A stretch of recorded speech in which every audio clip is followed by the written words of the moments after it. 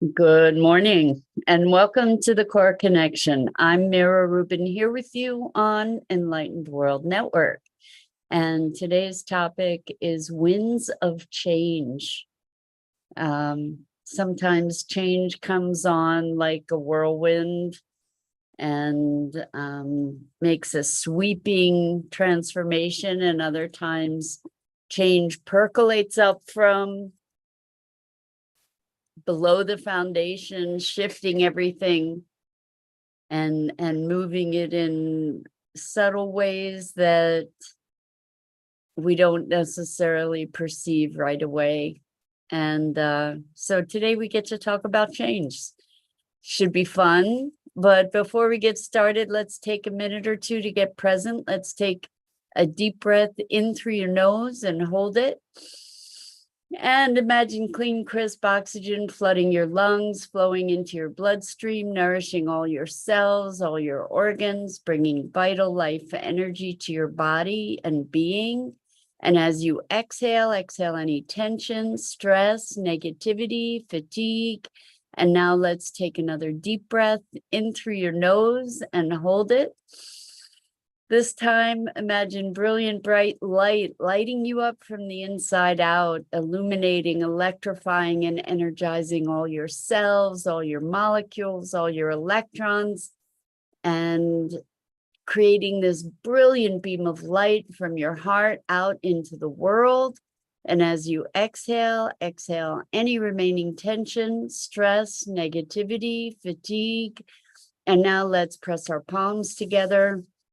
Vigorously rub those palms together, feel that friction, the tension, the energy, and allow all those sensations to bring you present right here, right now, into this remarkable physical form that enables you to experience life.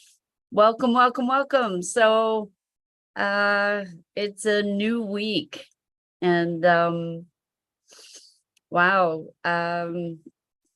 change, winds of change. What change comes in so many forms, and we might make a case that we're always changing, even though sometimes things feel like they remain ever the same.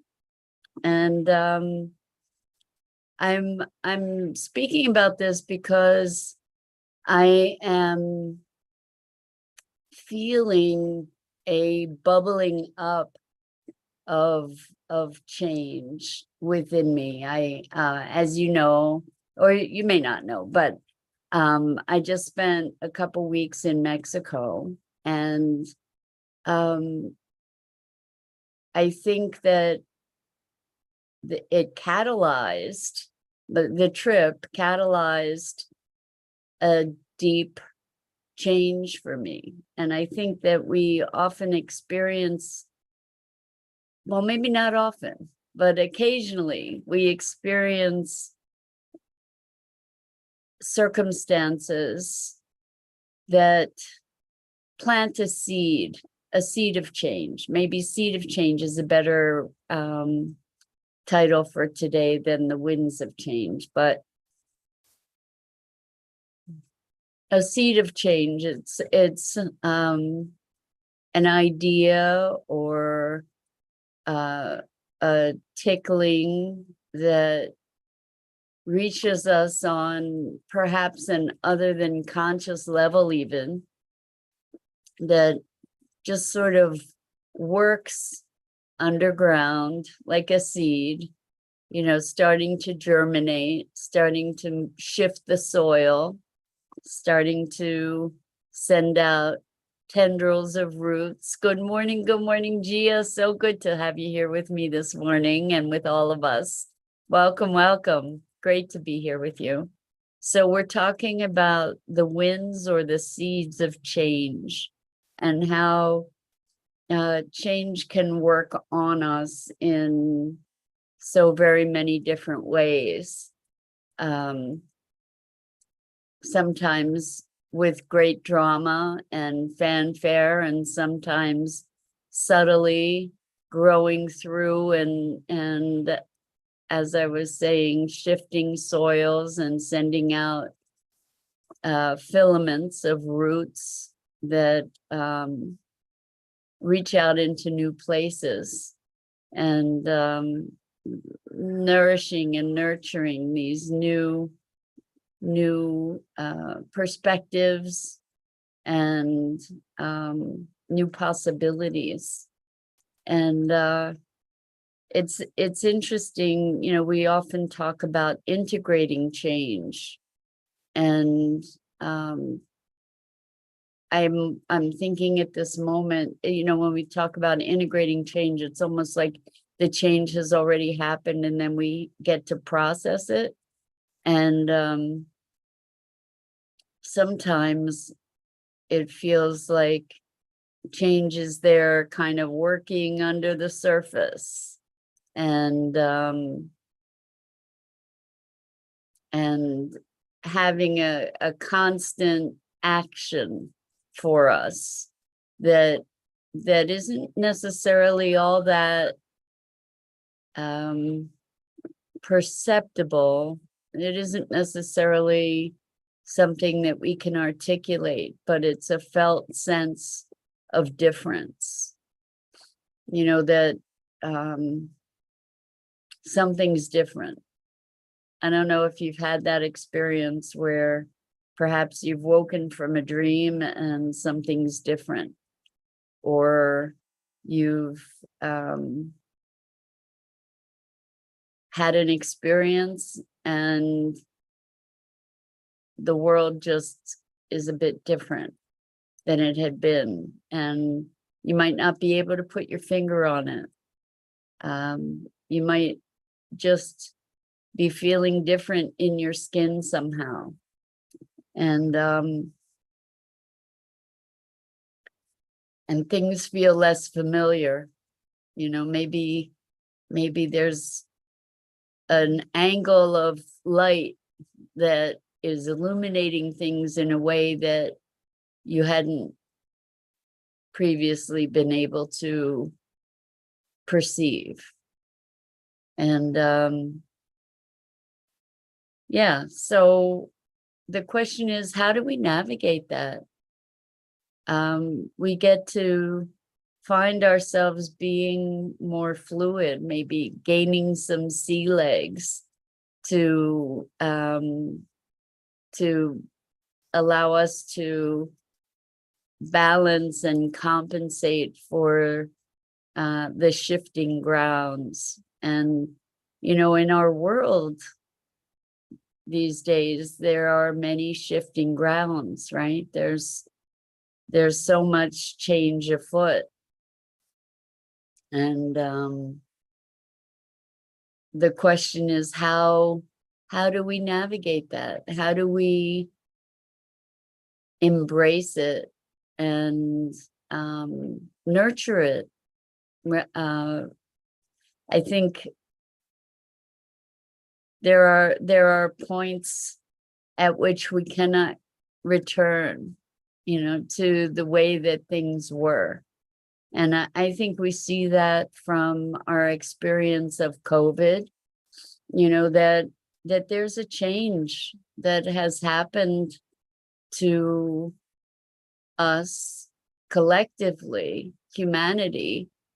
And I couldn't quantify it. I think it's different for different people.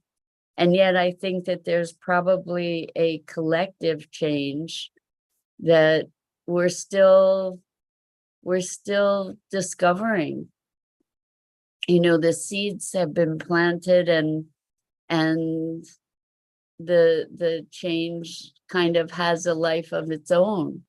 And I'm wondering, for you, how do you navigate change? How do you try to pretend that everything's the same as it always was?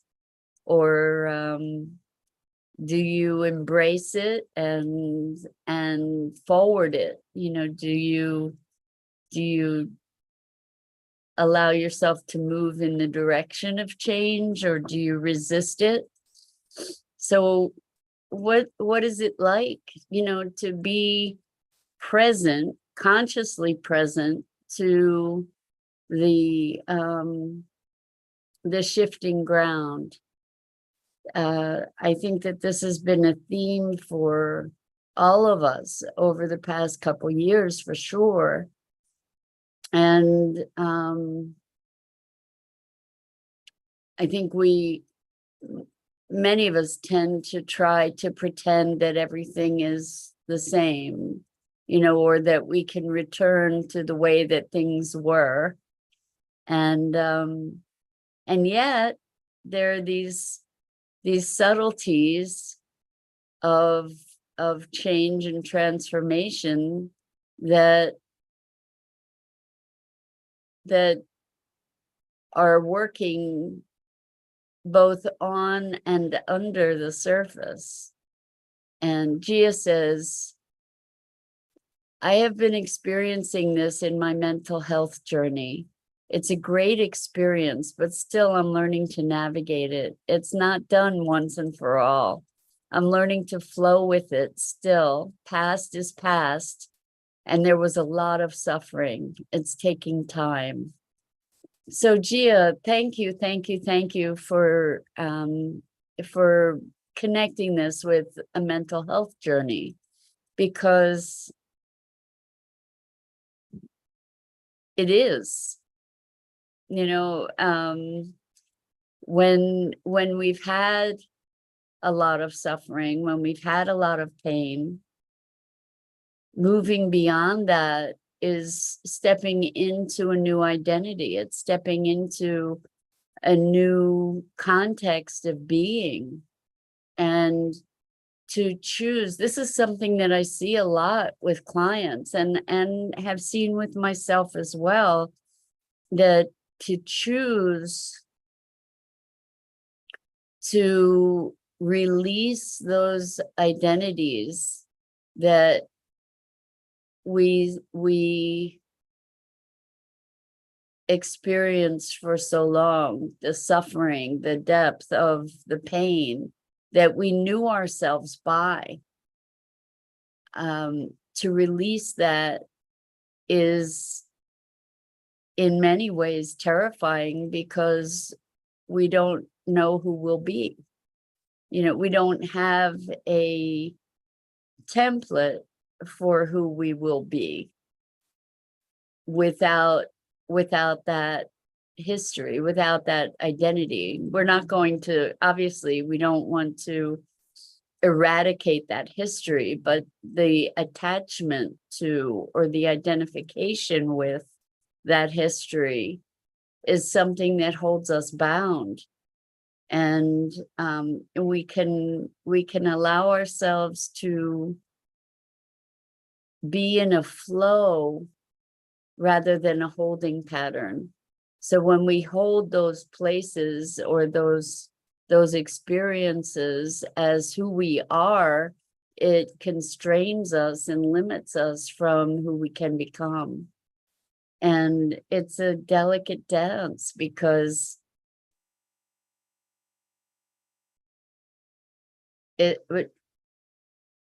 in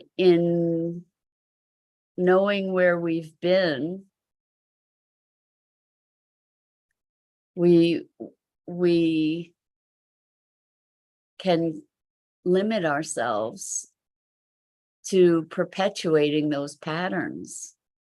So there's the courage of stepping out beyond the knowing of ourselves, of our possibilities, of our history, stepping out beyond that familiarity to open whole new vistas.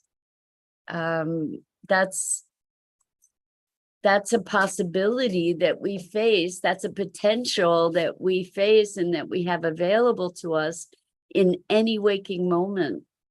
And yet,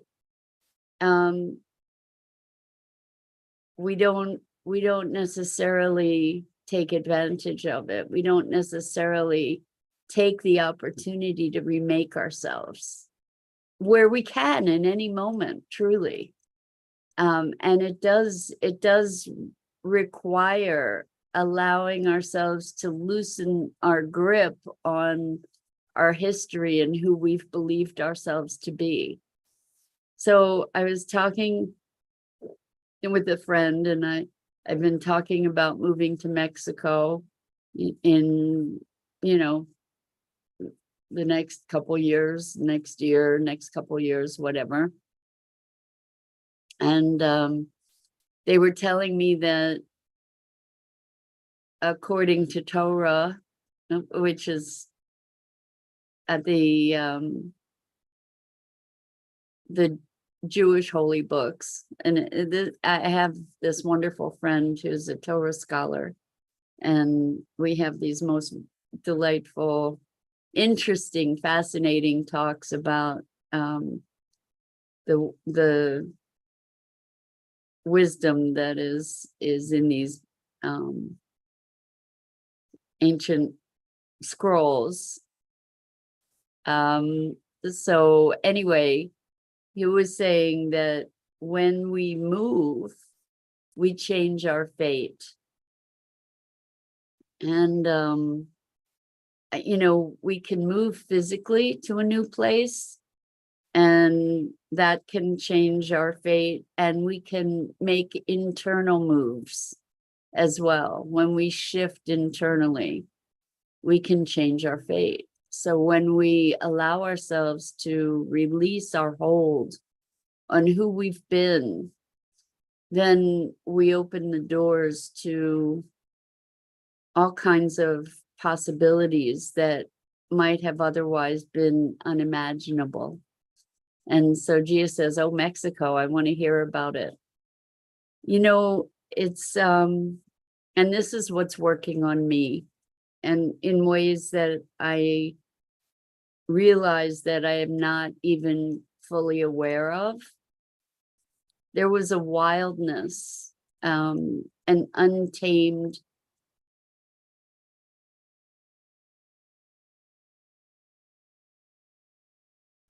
wildness that I felt in Mexico, that it felt, the places that I went felt much closer to life, much more vital, much more raw,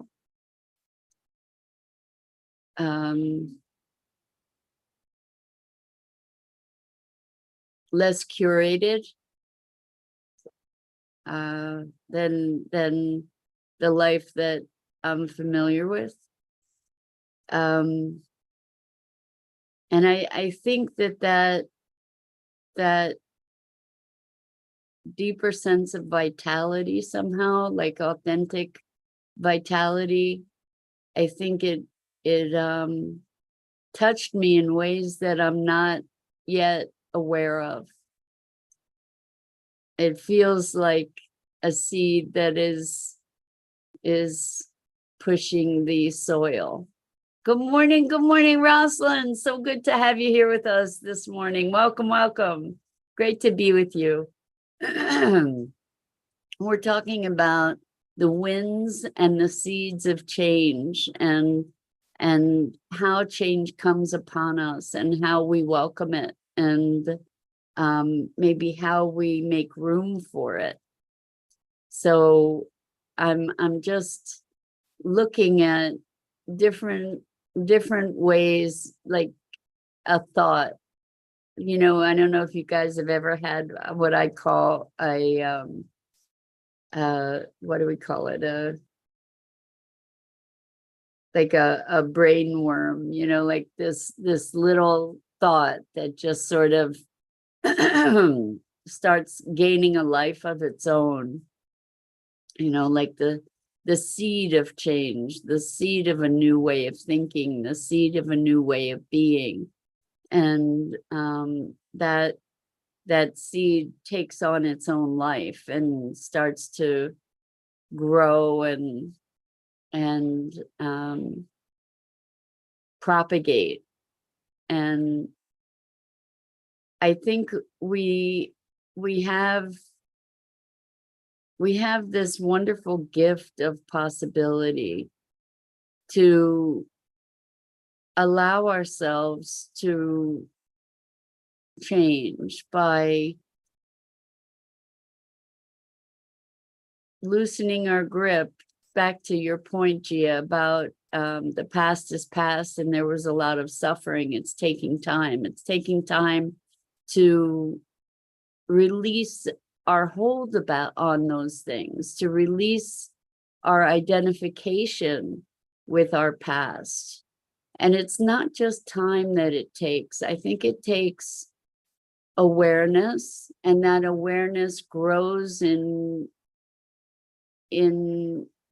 uneven ways, you know, where we can allow ourselves to entertain possibilities that we wouldn't have previously entertained, where we can start to see ourselves in new ways, to see our possibilities in new ways. And I think this is a really important conversation, because the world is calling for change in such a deep and profound way. The world is calling us forward to become more, you know, to become new in so many ways. And there's an unsettledness about that. It's a discomfort, or a like disruption. It can be a grand disruption, or it can be a disruption that is just sort of under the surface kind of unsettledness. But the more we are able to allow for that change, the more we are able to be living life with open hand, rather than grasping onto the past or grasping onto who we believe ourselves to be. The more we can open ourselves to our, I'm going to say fate and possibility, the more we can open ourselves to our potential, you know, as we as we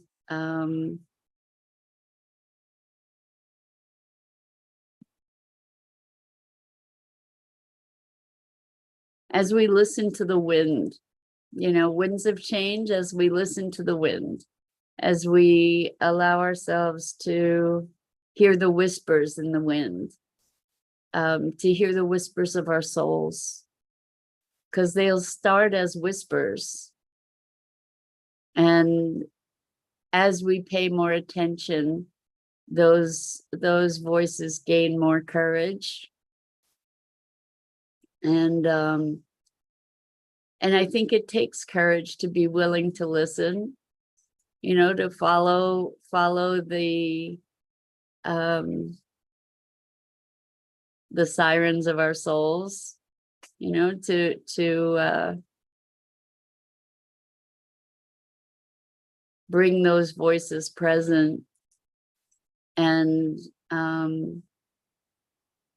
when we allow ourselves to do that, when we allow ourselves to step more into the change, you know, rather than resisting the change, when we allow ourselves to dance with it, to move into it, to notice the subtle shiftings of the tides, that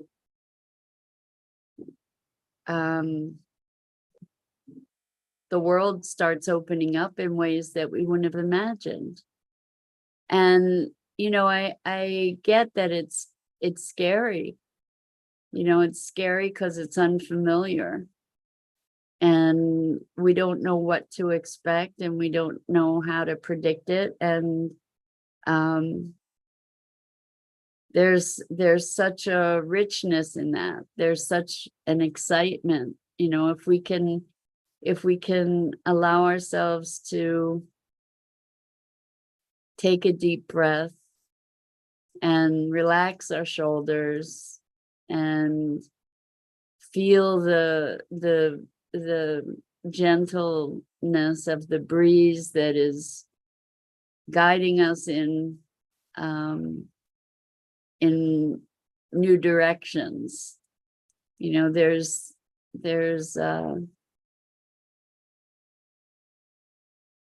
There's such a richness and magic in that, if we can allow it. Or we have this illusion of control. We have this illusion that that we can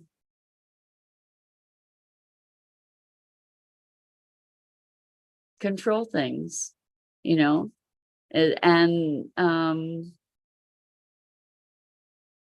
I do believe that at least we have the illusion of choice. I wonder, we do get to choose consciously. And maybe that also is part of following our path, that as we consciously choose to let go, consciously choose to entertain new possibilities, then